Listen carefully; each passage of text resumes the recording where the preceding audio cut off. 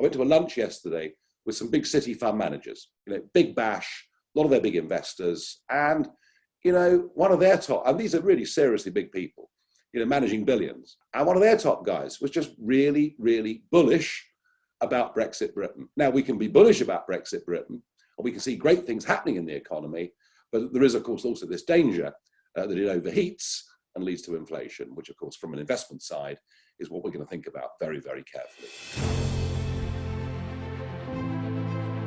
Hello and welcome to This Week in Review with Nigel Farage. Nigel, the big story this week is, of course, the football, but there is an economic angle. There's some, if you ask me, shifty economic literature about whether winning tournaments has a big effect on the economy. In this case, there is a plausible case to be made, but what do you think about it? Well, the first thing I think is how lucky I am to have a ticket to go on Sunday. Hooray! So I'm very, very excited about that. And I've been following England in these tournaments since the World Cup in 1970. I don't remember 66. And yeah, the song 30 years of hurt, well, it's been 55 years of hurt. So just the fact we're there is good. Interesting, a couple of the supermarket bosses this morning, that their sales yesterday were just through the roof. Pizzas, disposable barbecues, crisps, Twiglets, peanuts, and of course, booze. And I think there is going to be a massive spending spree over this weekend. This is going to be as big, if not bigger, than a royal wedding, than our previous semi-final appearances. This is huge, and after a period of lockdown, and even though there are 30,000 new cases a day, we've kind of reached the point no one cares anymore. No one's interested anymore. So it's going to be a mega weekend. So yeah, there's going to be a lift to consumer spending. Whether you measure that, in hundreds of millions or in billions, I really can't say. But there is something else called a feel-good factor that is very good, very important within an economy. And there are one or two interesting signs, outside of the football, which is going great, but one or two quite bullish bits of news we've seen over the last week, the Nissan investment in Sunderland. Then this week we get Ellesmere Port, where Vauxhall are announcing new capacity and new production. And just interesting little pieces of news coming out that the French have totally failed to take the City of London away as they thought they would in 2016. So, all right, you and I are worried about inflation coming down the track, and we've got every right to do so. But in the short term, I think things feel reasonably good.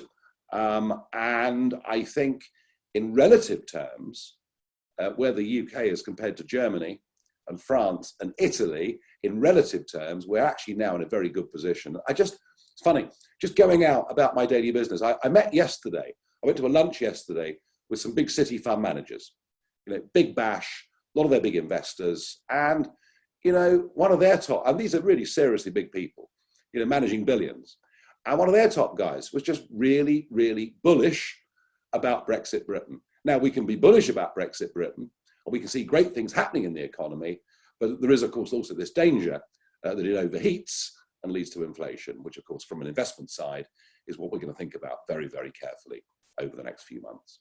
It's not just the city boys that are getting very optimistic. It's also Rishi Sunak in his Mansion House speech, which is a topic that we're going to dig into a bit more today. It sounds incredibly boring. So, Nigel, why don't you first of all explain why it matters? Yeah, every year there is a big Mansion House speech, and it's given by the chancellor, and normally it's a grand occasion, with champagne before and trumpeters, and I've been to them and they're amazing.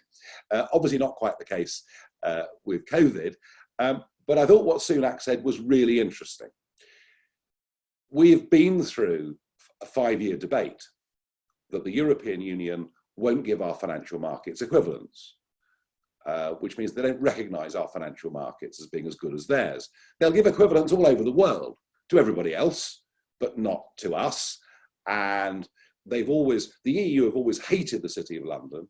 They hate what they see as Anglo-Saxon capitalism. They're much more fans of, command control style economies. And all right, we may have our criticisms of the financial services industry and the fact that it does need to reform, but it's Britain's biggest employer. And the big mistake everybody makes, well, it's just those guys in Canary Wharf and in the city and in St James's Square, and they're all earning £1 million a year and driving Farages, and we hate them. But actually, 2/3 of jobs in financial services are in the provinces. They're in Edinburgh, they're in Newcastle, they're in Southampton, they're in Exeter, and it is the pension industry, and it is the insurance industry, and it is all of those things. And it's Britain's biggest industry. So where it goes is vitally important to all of us, hugely important to tax revenues. And what Sunak did for the first time in that Mansion House speech was to say, look, basically, we couldn't care less what the EU says. We are now a sovereign country. We're going to chart our own course. We're going to make legislation that is appropriate to our own economy. But can you imagine, for 30 years I've been saying that we should be making the legislation that affects Britain's biggest industry, not have it handed down to us by a bunch of socialists, Marxists in the European Commission and the European Parliament. And we're going to go global. And I just thought, wow, he's encapsulated in that speech so much of what I fought for 3 decades. Now, with Boris Johnson's government, you do have to be careful, because he's very good at making all sorts of promises, because that's what the punters want to hear, without any real intention of delivering it. But you know something? I actually believed Sunak when he said what he said in that Mansion House speech. And it's worth remembering, unlike most of our cabinet ministers who have no expertise at all in life, but in the areas that they're managing, Sunak actually did work in financial services, in fund management. He's a clever bloke. Of that, there's no doubt. And he has an understanding of this industry. And frankly, it was music to my ears. It was, rather than begging for crumbs from the table from Monsieur Barnier, or whoever it may be, this was a big, chest out, well, if Rishi can be big, he's about 5'6", but it was a big, chest out, we're going to do this, we're in control. And I think that was really, really good news for the UK. Yeah, the fact that this is about the financial industry is, I think, a distraction. What it's really telling people is that we don't have to worry so much about Brexit in name only happening. We really are going to diverge from what the EU does. And financial services are coming first, or very early in that. But it looks like the government, or at least the chancellor, is willing to diverge. And he made specific reference often to a sovereign approach, to being different from the EU. So now people are realizing that the legislation, as you say, is going to be relevant for Britain. And that was the purpose of Brexit, to get the right laws for Britain rather than some awkward in between for the right laws for all of the EU. So if all of that gets applied then to other industries in the UK, you could see the proper Brexit benefit and boom that I suppose we all hoped for. Yes, I think, look, what happened in Sunderland. Clearly, there was some degree of government incentive. We don't know what it was because they ain't going to tell us, but there clearly was some degree of government incentive. And all right, I'm a free marketeer, but if we're seeing the beginnings of a thought through industrial policy from the government, a strategic industrial policy from the government, frankly, that's to be welcomed. And I'd rather we spent money doing that than giving it in £15 billion a year contributions to the European Union. So yeah, I think there are some very good signs out there in terms of jobs, some good signs out there in terms of wages, which are up, 7.8% over the course of the last year. And that's good for ordinary folk. And again, I remember Sir Stuart Rose, who was in charge of the Remain campaign, being interviewed. And they asked him, they said, so if Brexit happens, Sir Stuart, will wages go up? He said, yes. And I don't think that would be a good thing. And it kind of summed up how, the upper middle classes, those with wealth, actually wanted free movement to continue because they wanted wages to be on the floor. And ordinary folk said, no, actually, we want a fair day's pay for a fair day's work. And we're beginning to see some of that too. So look, there are lots of problems out there. Internationally, I thought the 100th anniversary of the foundation of the Communist Party in China, I thought what President Xi said about Taiwan was chilling and very, very worrying.